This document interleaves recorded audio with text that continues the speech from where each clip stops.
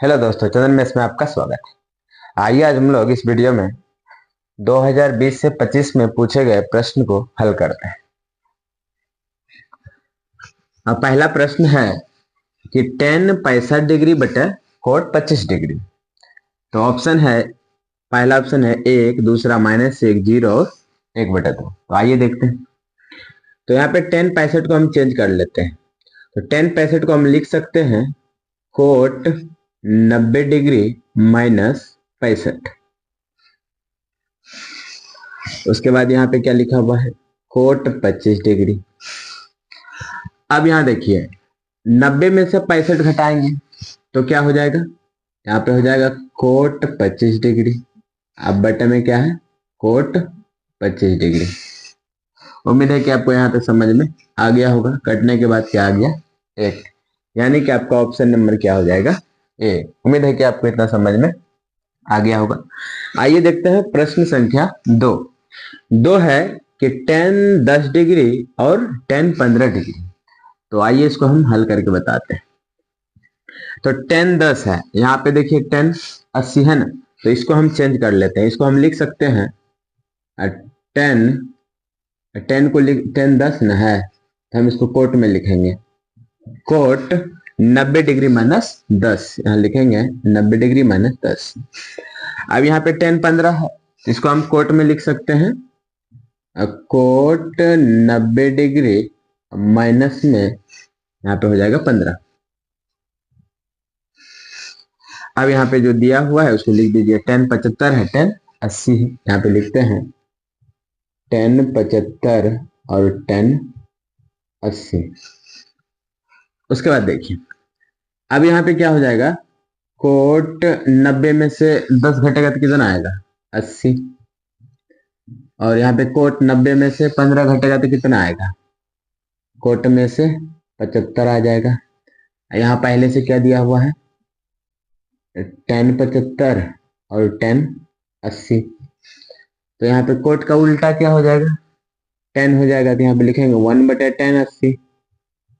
और यहाँ भी क्या होगा, कोट का उल्टा 1/tan 75। और उसके बाद ये इधर क्या दिया हुआ है, tan 75 और tan 80। अब देखिए यहाँ पे क्या हो जाएगा कि tan 75 से tan 75 कट जाएगा और tan 80 से tan 80 कट जाएगा। तो आपका यहाँ पे आंसर क्या होगा, 1। उम्मीद है कि आपको समझ में आ गया होगा। तो यहाँ पे आपका ऑप्शन नंबर क्या हो जाएगा, डी हो जाएगा, जो कि सही आंसर। अब आइए देखते हैं यहाँ पे क्या लिखा हुआ है, साइन 90 डिग्री माइनस थीटा।